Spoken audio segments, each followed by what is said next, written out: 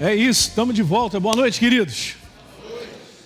Olha, está no meu coração ao longo dessas 3 semanas falar um pouquinho sobre o fim dos tempos. Um tempo atrás aí, eu acho que a semana que passou, a Baby Consuelo mandou umas palavras lá que abalou o mundo inteiro, né? Na verdade, ela está falando a verdade, né? Sobre isso. Eu creio que nós somos uma geração do fim. Por várias razões. Porque falar sobre o fim dos tempos, você que está na internet aí, gente, eu quero te dizer isso. Isso é uma grande colcha, né? Vamos dizer assim, que a gente precisa abrir. E a gente tem muita oportunidade na palavra de poder estender situações e assuntos sobre essa área aí para ser edificado. Quanto mais você tem entendimento sobre esse fim, o que a Bíblia tem a falar, mais preparado você fica. Amém. Não é não? Jesus disse isso para nós. Então, se você ler a Bíblia de contínuo em várias situações aqui, como Mateus 24, Marcos 13, Lucas 21, né? Pega o livro de Apocalipse, lê sem ficar pensando, meu Deus, esse livro é difícil. Não vai com a mente, não, vai com o espírito. E lê, simplesmente lê. Você vai vendo que as conexões elas vão sendo feitas, é super interessante. Só para você ter um detalhe como funciona, né? Mateus 24, na descrição que Jesus fala, cronológica dos sinais que falariam sobre o fim dos tempos, é o que está exatamente em Apocalipse 6, falando dos selos. Então é muito legal. Quanto mais você lê, mais você vai se situar. Por incrível que pareça, gente, isso é um assunto. Estava conversando com o pastor Teixeira ali em cima, a gente estava batendo esse papo. Na verdade, se você está aqui nessa noite, eu também, e nós temos aprendido de Deus, não é com a mente, é o Espírito Santo que te revela. O segredo de ter entendimento não vem de mim, não vem desse homem natural, não vem da minha mente. É uma obra do Espírito Santo dentro de mim, do meu ser espiritual. Então, se a gente tem um anelo pela presença dEle, como a gente faz aqui no louvor, na adoração, Espírito Santo, toma o teu lugar. Agora é o teu momento, fala conosco, libera iluminação, entendimento, para que eu possa compreender as Escrituras. Jesus havia ressuscitado em Lucas capítulo 24, e ele estava conversando com os discípulos, expondo aos discípulos em cada livro aquilo que estava escrito a respeito dele. Diz lá que ele abriu o entendimento dos discípulos para que eles entendessem. Essa é uma passagem boa para você anotar. Quantos estão com a Bíblia de papel aí? Então vamos abrir nessa passagem? Lucas capítulo 24. Cadê as canetinhas? Muito bom. Em Lucas capítulo 24, veja o que está escrito aí, no 44. Jesus havia ressuscitado, conversando com os discípulos, ele disse assim: são estas as palavras que eu falei para vocês, estando ainda no meio de vocês. 44, Lucas 24, 44. Importava se cumprisse tudo que de mim está escrito na lei de Moisés, nos profetas e nos salmos. Fica alguma coisa de fora? Não, não fica nada de fora. E agora o que acontece no 45? Então, Jesus abriu o entendimento para que eles compreendessem as Escrituras. Diga aleluia. Você não aprende de Deus, nem eu, nem você, pelo cérebro. Nós aprendemos porque há uma ação do Espírito Santo, com a fome que nós temos dele, ele então se revela para nós. Há um tempo atrás aqui, eu acho que foi no dia 25 de janeiro, o pastor Rodrigo da Simples, ele fez algo que agora eu vou estar fazendo sempre. Porque nós vamos fazer isso não como uma tradição, não como uma repetição, não como se fosse uma reza, não, mas de coração nós vamos ler. Lembra que ele iniciou aqui lendo o Salmo 119? Abre aí, o Salmo 119. Nós vamos ler o verso 18. Então eu tenho 3 semanas para apresentar um assunto para vocês. sobre fim dos tempos. E eu estou feliz, e eu tenho pedido ao Espírito Santo isso: Senhor, me dá as palavras próprias, me dá as palavras simples para que as pessoas entendam. Sabia que Jesus ele falava de acordo com a capacidade dos ouvintes? Porque ele tinha isso, ele sabia como levar um assunto de maneira simples ao ponto de ficar esclarecido. Porque não tem complicação. A Bíblia é muito simples, o que está escrito é o que vale. Se eu leio o que está escrito e eu creio, eu cheguei no lugar onde eu tenho que estar. E é aqui que o inferno quer roubar a mim e a você, tirar de um lugar, de uma crença, numa simplicidade de uma palavra. Então, Salmo 119, verso número 18. Vamos ler todos juntos? Já acharam? Então vamos lá. Desvenda os meus olhos para que eu contemple as maravilhas da tua palavra. Desvendo, abra os meus olhos. E não é uma questão, gente, humana, não é, são olhos naturais, são os olhos do Espírito. Paulo faz essa oração lá na igreja de Éfeso. Ele fala lá: Senhor, conceda-nos que recebamos revelação, espírito de revelação e de entendimento, iluminando os olhos do coração, para que eu saiba com a esperança do meu chamamento. Não tem algo em você, no seu espírito, que precisa da ação do Espírito Santo. Então esse é um assunto que não pode ser uma interpretação meramente humana, e eu vejo que há muitas ciladas assim. Por isso, ao longo de, 200, 300 anos para cá, muitas correntes teológicas, por causa da interpretação do ser humano, fez com que esse assunto não fosse um assunto unânime de espírito, para entender as palavras simples que Jesus disse. Alguém está entendendo o que eu estou falando? Nós temos que tomar cuidado com a nossa humanidade, gente. Ela é muito perigosa, porque é muito rápido, a gente quer tirar uma conclusão. Será que é assim? É por isso que o teu crescimento e o meu depende do quanto Deus ilumina a sua verdade no nosso espírito. Ele fala ao nosso coração. Tá certo? Então vamos embora falar, e eu quero trazer esse aspecto que faz parte do fim dos tempos. Eu coloquei aqui como uma tela inicial. A questão é a seguinte: eu estou pensando certo ou errado? Porque a luta do inferno contra o ser humano sempre foi uma luta de pensamento, um confronto de pensamento. Se você olhar um pouquinho para a história, você vai ver lá em Gênesis capítulo 3, Deus dando declarações simples. Olha, Adão e Eva, prestem atenção, o negócio é o seguinte: de todo esse jardim aí, vocês podem comer de tudo, mas essa árvore, chamada árvore do conhecimento do bem e do mal, vocês não comam, porque se comer vai morrer. Que coisa mais simples do que isso? Não é não? Ele disse: não coma, se comer morre. Acabou. Então veio Satanás e começou a conversar com Eva. Mas ele veio trazendo uma argumentação. É assim que Deus disse, Eva. E você não pode comer. Não, ela repetiu. Não, a gente pode comer, mas só não pode comer dessa árvore. Mas é assim, é claro. Aí já mandou. É claro que vocês não vão morrer.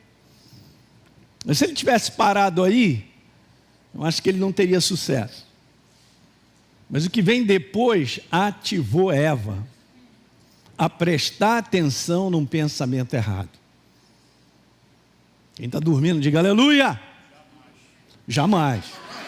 Selva, segura, hein, peão. Olha, gente, quero te falar uma coisa. Isso é selva, só gosto de militar, rapaz. Só trabalho com militar, é isso aí. Mas, olha, eu quero trazer uma palavra para vocês durante essas 3 semanas.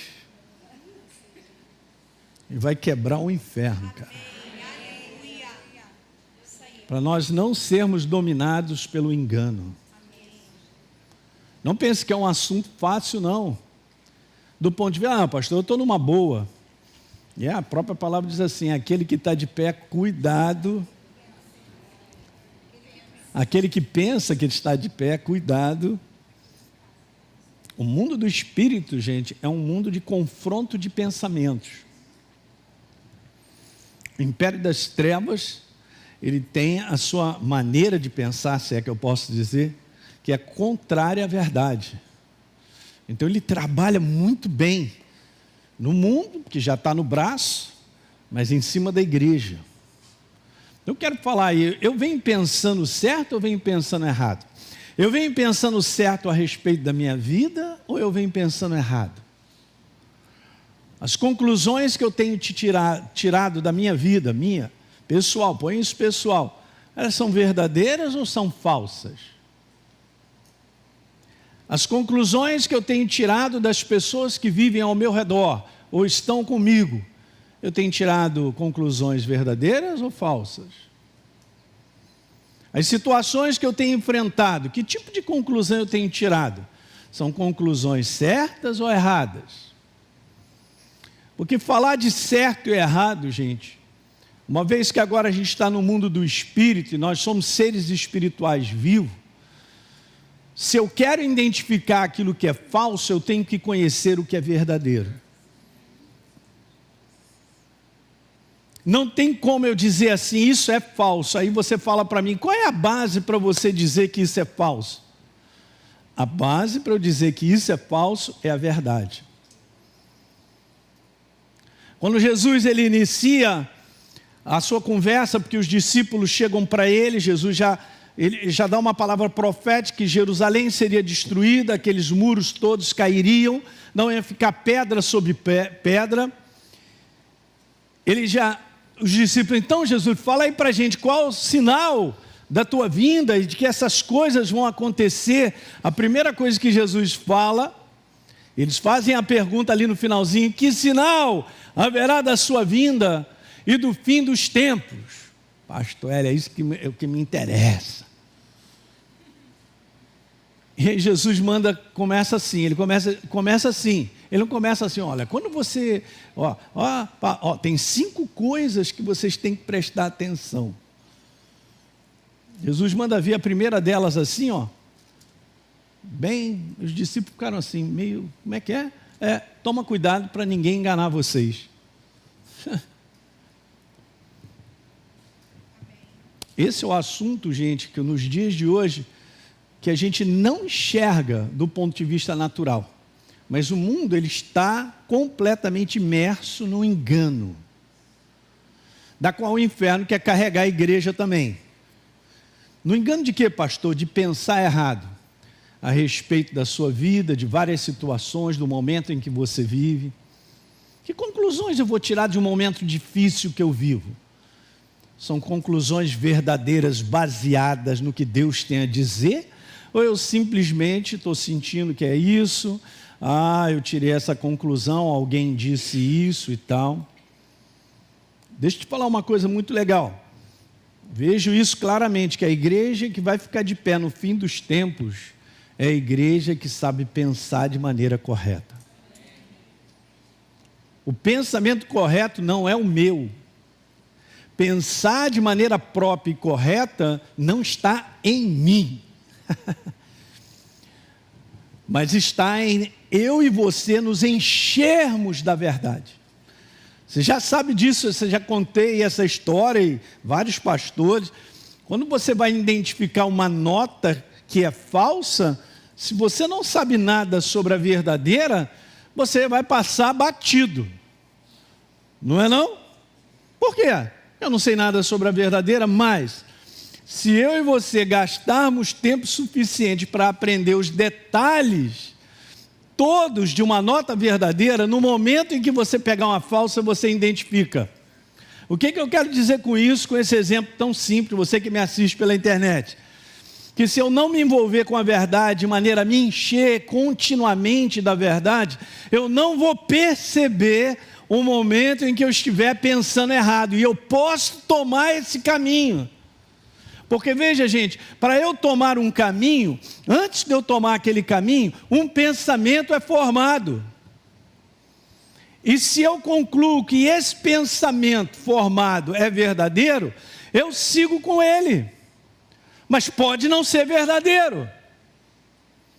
E aí eu vou tomando atitudes e vou tendo comportamentos com base em algo que eu acredito ser verdadeiro. mas não é verdadeiro.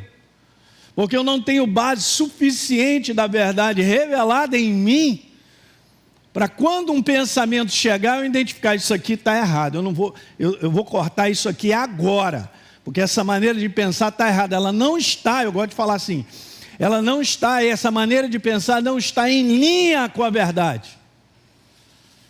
Vou dar um exemplo bem ridículo, mas é assim que funciona. Você passa um dia bem difícil, ou um momento, pode ser alguns meses, uma situação bem complicada, e eu também. Nesse momento que eu estou vivendo a dificuldade, muitos pensamentos vêm. Um deles é: Deus se esqueceu de mim. A Bíblia diz que Deus é bom e a sua misericórdia dura para sempre. Pastor, está de brincadeira. No que eu estou enfrentando, essa não é a minha conclusão, não.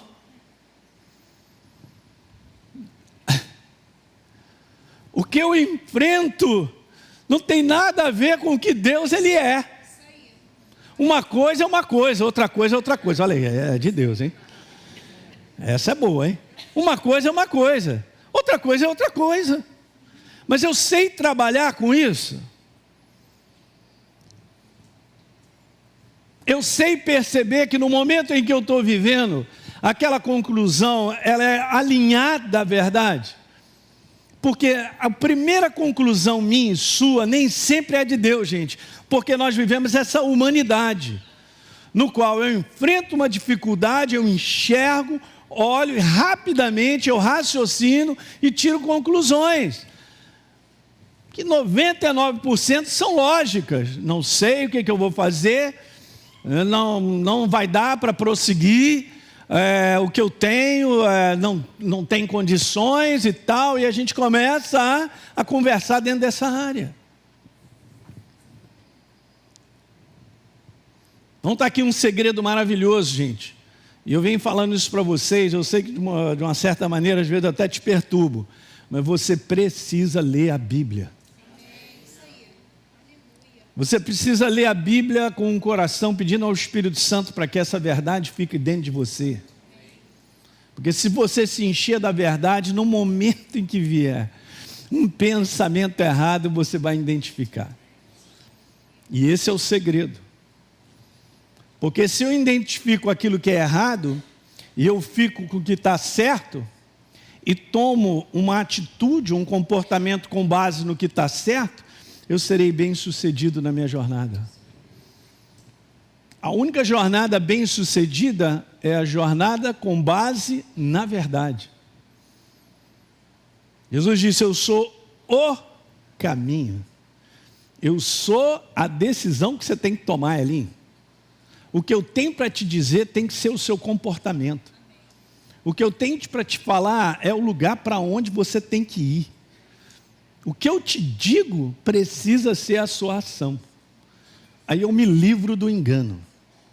E no momento então em que eu estabeleço a verdade como comportamento, porque é a minha maneira de pensar, a Bíblia diz que nós somos bem-sucedidos em tudo. Alguém está pegando isso aí? Não pense que isso é um assunto assim, eu estou ouvindo, pastor, eu estou entendendo e tal, mas todo dia você é bombardeado de pensamentos errados. E eu também. Então eu tenho que aprender a lidar com isso. Eu tenho que aprender a ter esse discernimento de separar. E no momento em que eu percebo que algo não está alinhado com a verdade, eu tenho que cortar rápido.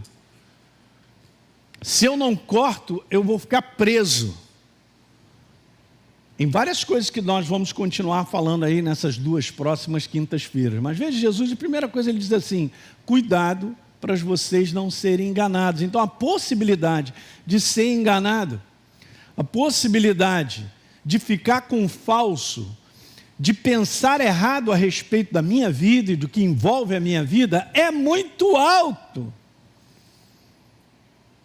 Alguém está pegando isso aí, gente? Jesus manda ver. Agora deixa eu te falar as coisas, no momento em que a gente vive, falando sobre esse conteúdo fim dos tempos.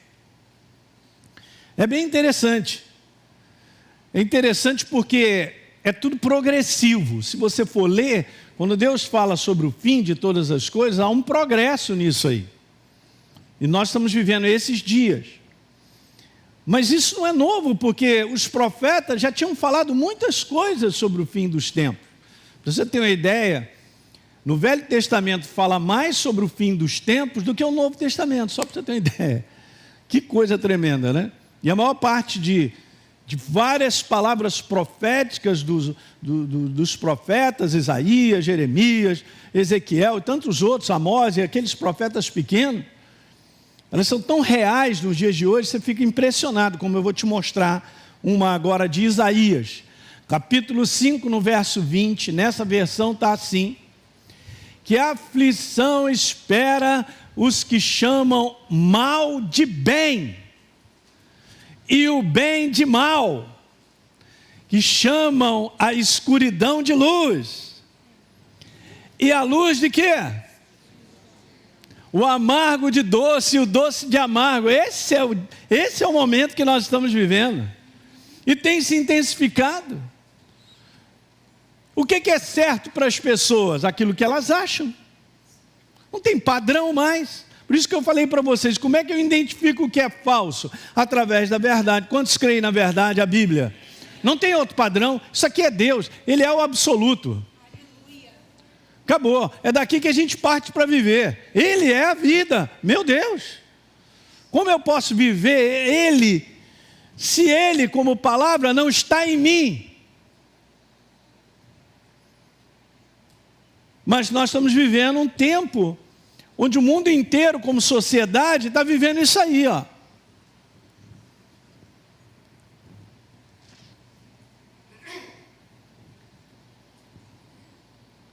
Olha o verso 21. Que aflição espera os que são sábios aos próprios olhos. É o homem Deus. E pensam ter entendimento, que consideram inteligentes e sensatos, mas a base não tem verdade. A base é o seu pensamento filosófico. Alguém lembra de Isaías 55, no verso número 7? Os pecadores devem abandonar seus maus caminhos, devem deixar de lado o que, gente? Os pensamentos errados. Todos devem se voltar para o Senhor arrependidos, e Ele mostrará a sua grande misericórdia. Voltem-se para o nosso Deus, pois Ele mostrará como é imenso o seu perdão. Aleluia.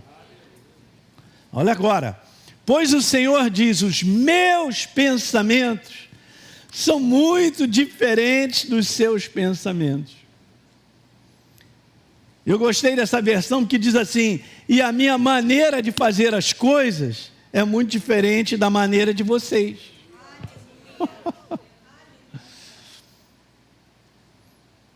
Há uma tendência muito grande a gente acreditar na nossa maneira de pensar, na minha axiologia ou na minha conclusão. Eu verifiquei uma situação, tirei aqui umas conclusões e fico com ela. A gente não pode fazer isso, gente. Porque esse mundo natural é governado pelo mundo do espírito. Há uma atmosfera de engano, de falso, que não é verdadeiro. Em outras palavras, qualquer pensamento errado, qualquer pensamento enganoso, é um pensamento de morte. Olha as pessoas. Olha o resultado na vida das pessoas em todas as áreas: destruição, morte, prejuízo, fracasso, derrota. Só existe um Deus sentado num trono, que é a verdade. Ele é a vida. Pastor, e o resto? O resto é o resto. Aonde não tem vida, tem? Não tem coluna do meio.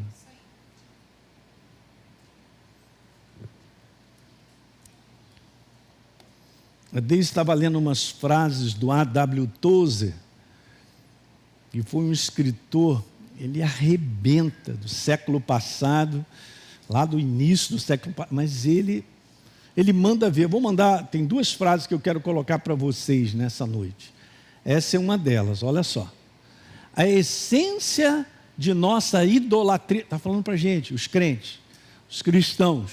A essência de nossa idolatria como cristãos é entreter pensamentos que são indignos dele.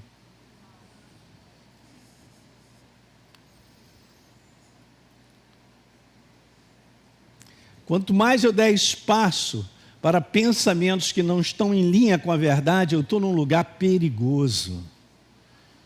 Eu estou num lugar que não será acrescentado vida, prazer, ânimo, força e coragem. Porque é meramente uma conclusão minha. Mas nessa maneira de pensar do ser humano, de conclusões lógicas, de várias coisas, há muita inspiração satânica nisso aí.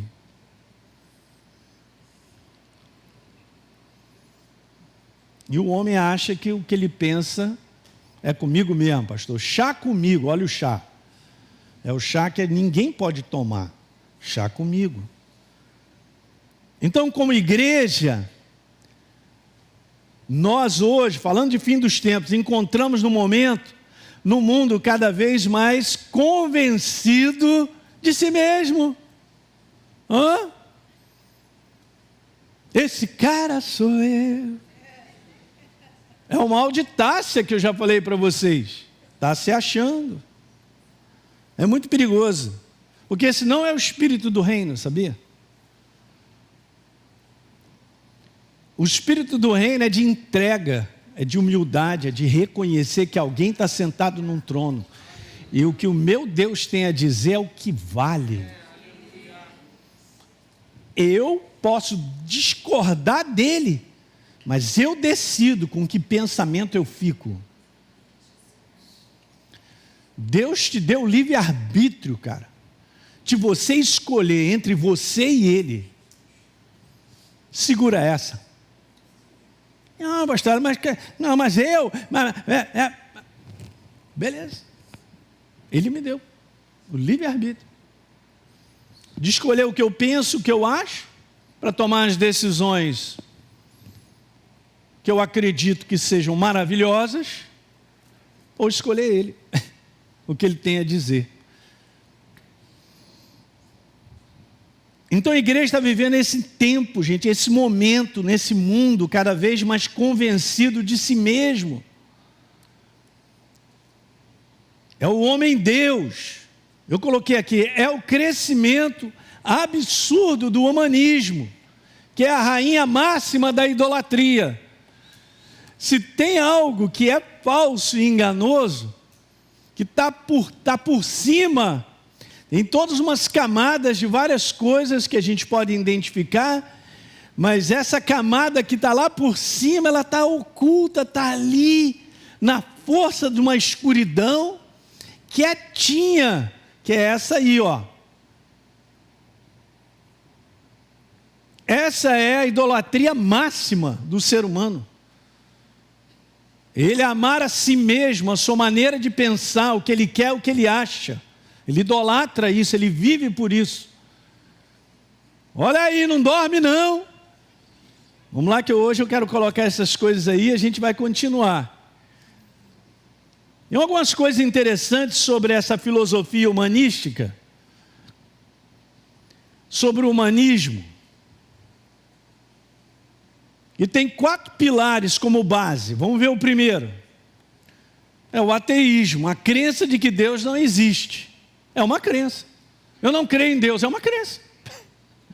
E isso aí aumenta. É interessante Jesus falar assim no fim dos tempos. Será que quando eu voltar, eu vou achar fé sobre a face da terra? Fé em quem? Nele. Então ele está dizendo que o acreditar nele seria algo escasso. Uau, gente. Não, pastor, mas nós estamos vendo aí um avivamento. É legal, gente. Vai ter um grande avivamento mesmo. Mas até o final nós vamos permanecer crendo em Deus? Porque o inferno trabalha todo dia para você não crer em Deus. E eu também. Todo dia. Até o ponto de eu largar a minha crença. No momento em que eu largo a minha crença, eu já parti para o caminho chamado apostasia.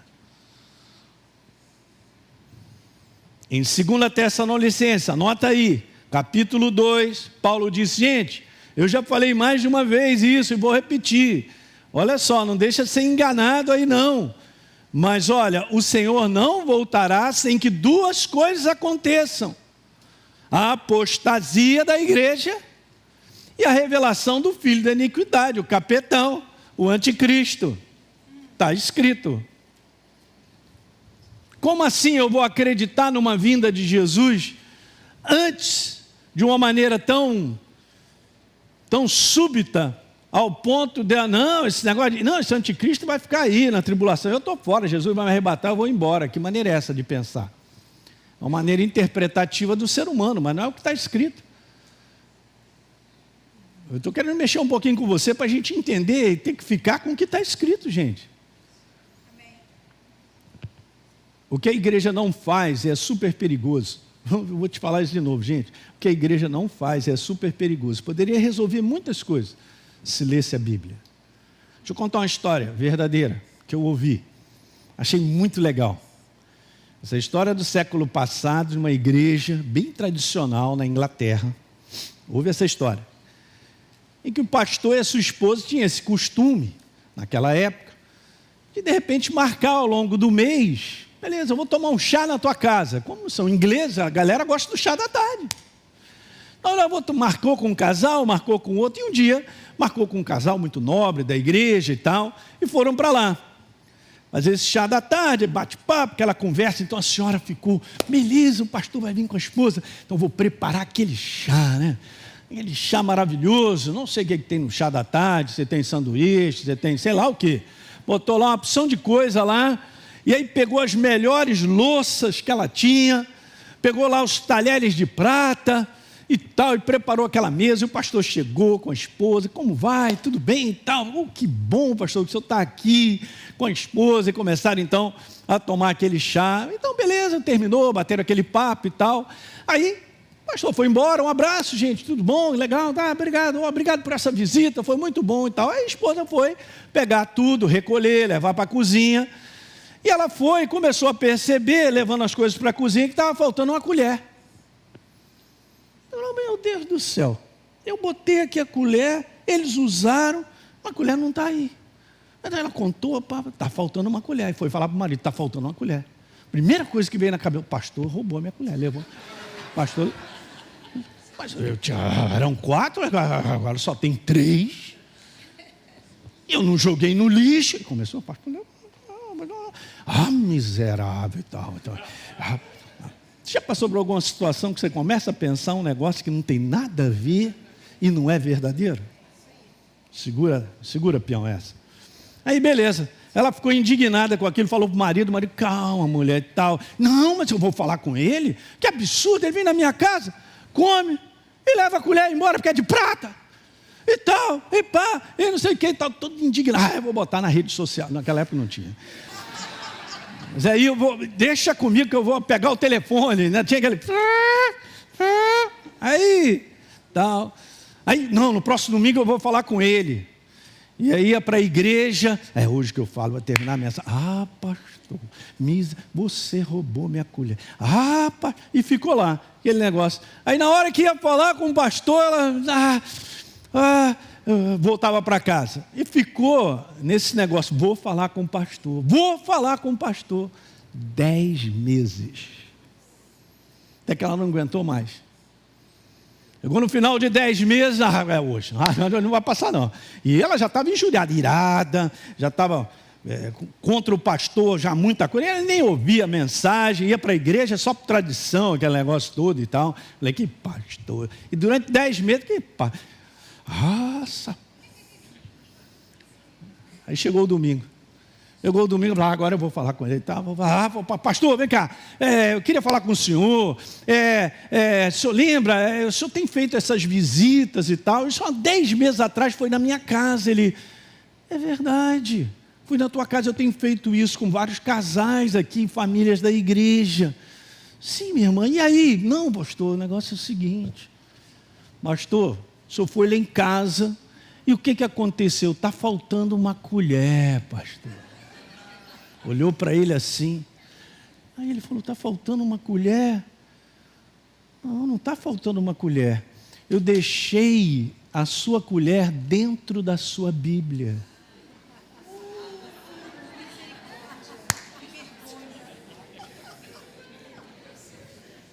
Vocês estão entendendo?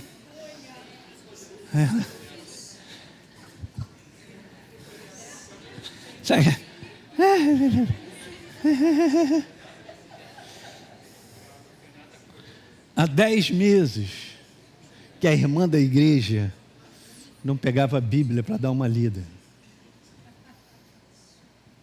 Agora você vai lembrar disso aí, né?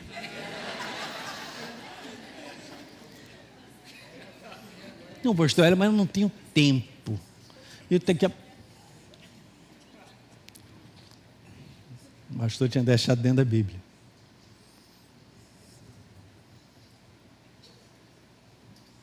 A minha segurança de completar a minha carreira é o quanto eu dedico tempo para me encher da verdade. Essa é a minha segurança. A minha segurança para eu completar a minha carreira não é ser pastor. Vou fazer esse ano 30 anos de ordenado. Não é minha segurança. Eu não posso pegar todo um passado e dizer assim, é comigo mesmo. Vou fazer 38 de casado, 30 de ministério. Olha aí. Metido, sai dessa... Ô estrela, sai daí dessa...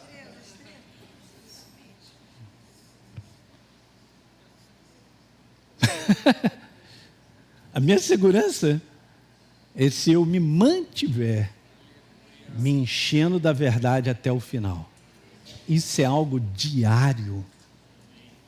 Sabia? O processo de salvação não é um processo de que eu fui salvo. É um processo, estou sendo salvo.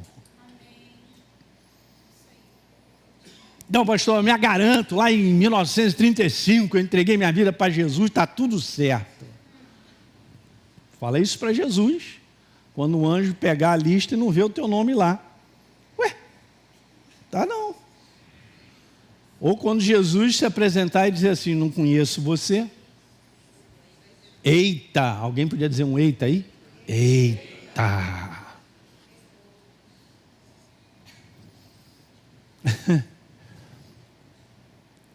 Vamos embora terminar rapidinho essas bases aí. Esses pilares dessa base do humanismo. O primeiro pilar é esse. Eu creio em mim mesmo. Deus não existe. Não existe Criador pelo qual eu preciso viver. É assim que acontece. Olha o que o homem tem feito sobre a face da terra. Até parece que tem feito por ele mesmo. Ele tem a sua parte. De onde vem toda a inspiração e criação de todas as coisas? É uma boa pergunta, né? O homem acha que está tudo dentro dele.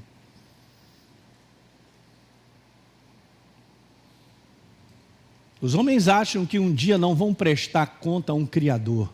Eles só acham, mas prestarão. Veja que coisa interessante.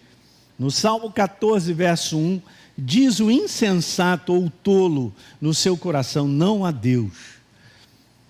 Quando essa pessoa que tem esse coração, ela declara isso, já o que está do lado acontece. São corruptos e praticam abominação.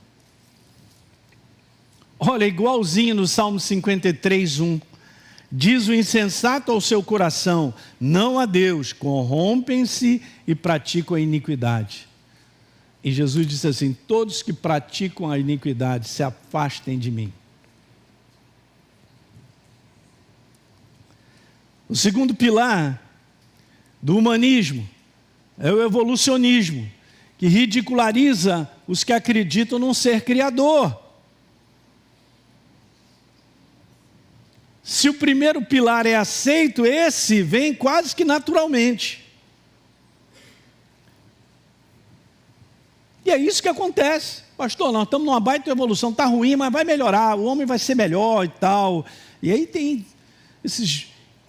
vários filmes de ET, de sei lá e tal, de uma raça superior, que ela se aprimorou, mas antes quebrou o pau. Mas agora, meu Deus.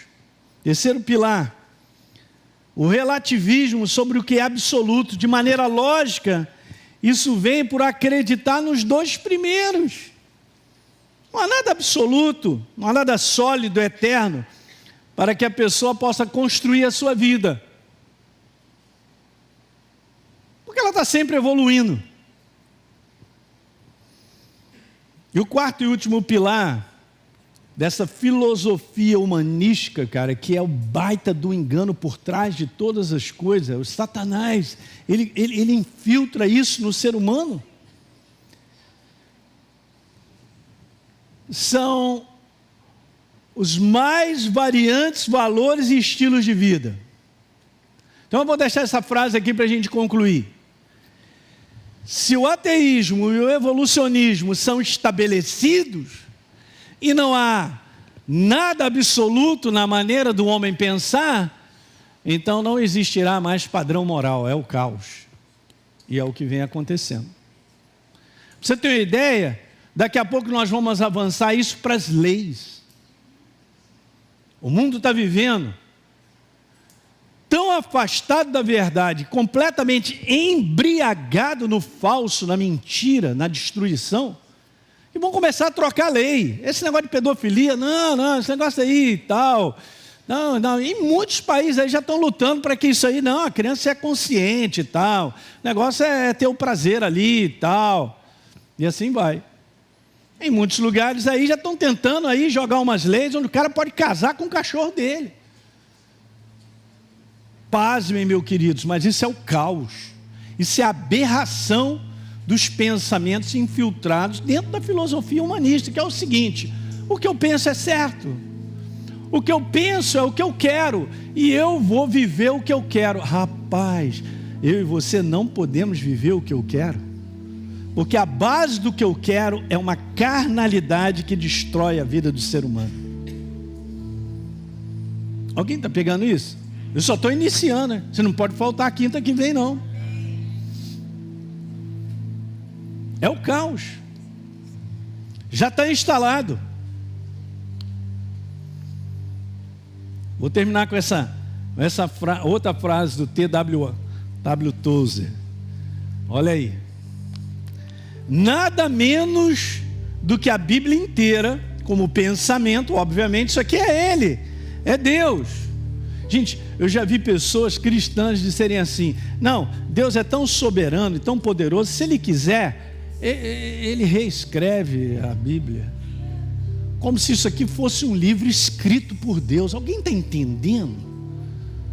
Não, mas as pessoas não acreditam que isso aqui é de Deus, mas você acredita, por isso é abençoado, por isso você tem vida. A Bíblia é Deus. É Ele, é a sua expressão, são os seus pensamentos. Ele não muda, eu sou o mesmo ontem, hoje e será para sempre. Olha o absoluto, olha a rocha eterna, da qual quando o homem põe a sua vida, ele é bem sucedido. Vem a enchente, vem a maré, vem aquilo tudo lá e ele fica de pé. Aí ele diz assim, nada menos do que a Bíblia inteira como pensamento pode tornar um cristão verdadeiramente inteiro. Uau! É isso aí. Eu não me tornarei um cristão verdadeiro acrescentando o que eu acho, o que eu penso, ou um pé para cá, crendo em algumas coisas de Deus e não crendo em outras coisas que estão escritas. Por quê que eu não creio em outras coisas que estão escritas? Porque me incomodam a mim, eu não gosto, me incomoda, isso aí me faz sofrer. Se eu tomar essa atitude aí, isso aí me faz sofrer. É assim que o cristão tem vivido, e essa batalha tem sido perdida para o engano. Alguém está entendendo aí? Esse é o fim dos tempos, gente. Qual é a maneira que eu e você estamos pensando? Eu tenho pensado certo ou tenho pensado errado? Eu tenho sido dominado pela verdade ou por aquilo que é falso, engano. Porque é isso que o inferno, ele opera em cima da igreja. Ele quer dominar através do falso, através do humanismo, através daquilo que eu sinto. Não, eu não penso, pastor Hélio, eu não penso que é assim. Ah, rapaz, senta aqui e eu vou expulsar esse capeta aí. E às vezes a gente fica falando de expulsar o capeta, mas somos nós mesmos, na nossa humanidade, que não enxerga que nós estamos debaixo de maneiras erradas de pensar a respeito de famílias, de pessoas, de situações sobre a nossa própria vida. Por que essa identidade de gênero tão deturpada e que cresce no mundo inteiro? Não é só essa questão de ser homem e mulher, não. Agora o cara que acha que é cachorro, ele é cachorro. Ele acha que é zebra, ele é zebra. Lagarto, lagartixa. É muito triste isso, gente. Porque isso é um domínio do engano. Isso é uma escravidão das trevas. Na maneira de pensar. Quem sou eu para achar que eu penso certo? É o que Deus tem a dizer. É por isso que envolve arrependimento. Por isso Deus falou, se arrependa desse mau caminho, dessa maneira errada de pensar, desse mau pensamento, e se entregue a mim, porque eu sou rico em perdoar, misericordioso. O meu pensamento ali não é o teu. A minha maneira, que sou eu, é que te abençoa, mas para isso você tem que se render, você tem que se entregar, Elinho.